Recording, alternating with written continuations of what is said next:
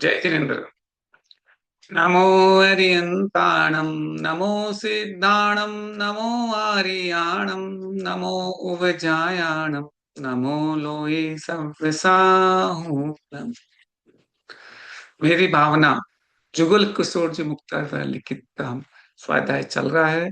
हमने अब तक 4 छंद पढ़ लिए थे। अब आगे हम 5वीं छंद की ओर बढ़ते हैं, जिसमें हम 3 प्रमुख भावनाओं की चर्चा करेंगे।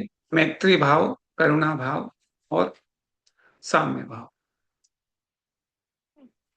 मैत्री भाव जगत में मेरा, सब जीवों से नित्य रहे। तीन दुखी जीवों पर मेरे, उर से करुणा स्रोत बहे। दुर्जन क्रूर कुर्मार्ग रतों पर, क्षोभ नहीं मुझको आवे। साम्य भाव रखूं मैं उन पर, ऐसी परिणति हो जावे। मैत्री भाव का स्कोप काफी बड़ा है। मैत्री प्रत्येक जीव से अपने मन में ऐसा भाव रखना है कि मेरे से मन वचन काय से किसी को दुख नहीं पहुंचे। यह मित्रता किसी परिचय, जाति, धर्म या देश पर आधारित नहीं है। ये केवल एक सत्य पर आधारित है कि जीव आत्मा है और प्रत्येक आत्मा परमात्मा बनने की क्षमता रखती है। इस सत्य पर आधारित है। अपने दर्शन में अनंत अनंत जीव है। एक इंद्रिय, दो इंद्रिय, तीन इंद्रिय, चार इंद्रिय। हर जीव अपने में महत्वपूर्ण है। इसलिए साधक केवल मनुष्य से नहीं, केवल मनुष्य से नहीं, बल्कि प्रत्येक जीव के प्रति मित्रता का भाव विकसित करता है। मैत्री आध्यात्मिक साधना का पहला चरण है। मैत्री भाव सीमाओं से परे है।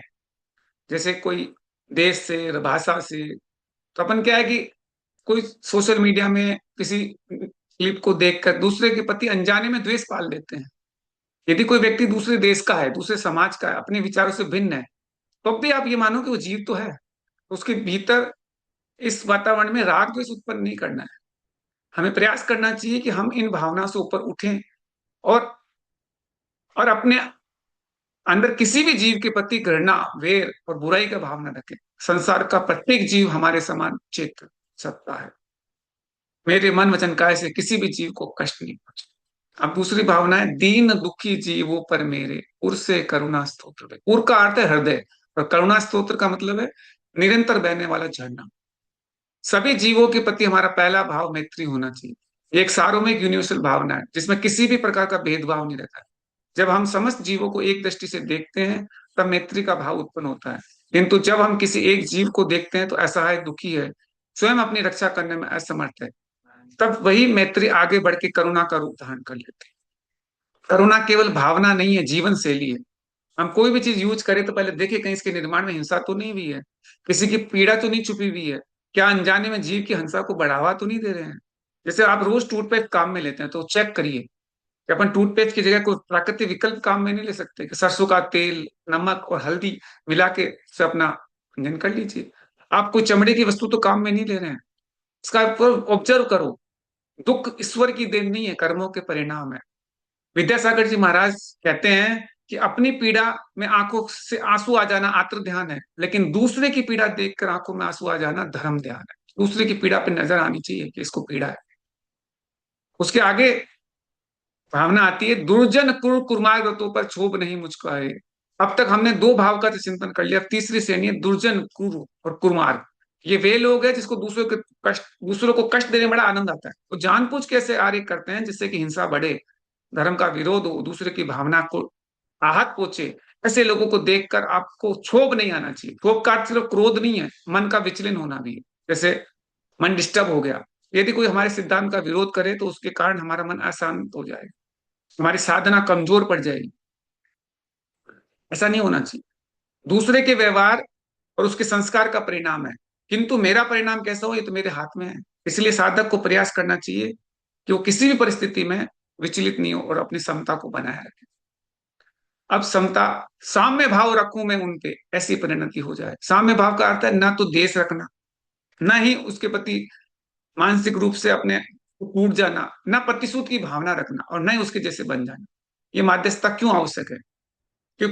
कुछ लोग ऐसे होते हैं जो उचित समझाने पर सत्य को मानते नहीं है, उल्टे क्रोधित हो जाते हैं और ज्यादा विरोध करने लग जाते हैं। ऐसी स्थिति में उनसे डिबेट करना, उनसे विवाद करना, उनके प्रति घृणा रखना और उन्हें परास्त करना, ये हमारे लिए बहुत हानिकारक है।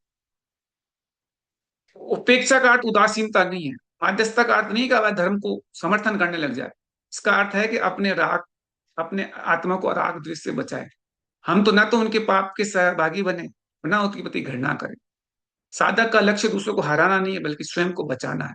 विरोध का उत्तर अब द्वेष से मत दो, क्योंकि कई बार लोगों का इस धार्मिक मान्यता का विरोध किया गया है, लेकिन जैन दर्शन हमें शिक्षा देती है कि उस पे उसी प्रकार प्रतिक्रिया नहीं, जैसे वो कर रहे हैं। आपको उसका उत्तर क्रोध से नहीं, समता, धैर्य और आत्म संयम से देना चाहिए। आज अपने तीन भावनाएं की साधना समझी। मैत्री भाव सब जीवों से मित्रता, करुणा भाव दीन दुखी के प्रति दया, और माध्यस्थ भाव दुर्जन और विरोध करने के प्रति समता। जब साधक तीन भावों का निरंतर मनन और चिंतन करता है, तब उसके भीतर राग द्वेष कम होने लगते हैं और आत्मा अधिक निर्मल होने लगती है। हम जिनवाणी स्तुति करते हैं। जा वाणी के ज्ञान ते सूझे लोकालोक, सो वाणी मस्तक नमो सदा देह तू दो। हे जिनवाणी भारती तो ही जपू दिन रैन, जो तेरा सरना गए सो पावे सुख चैन। जय बोलो जिनवाणी माता की जय।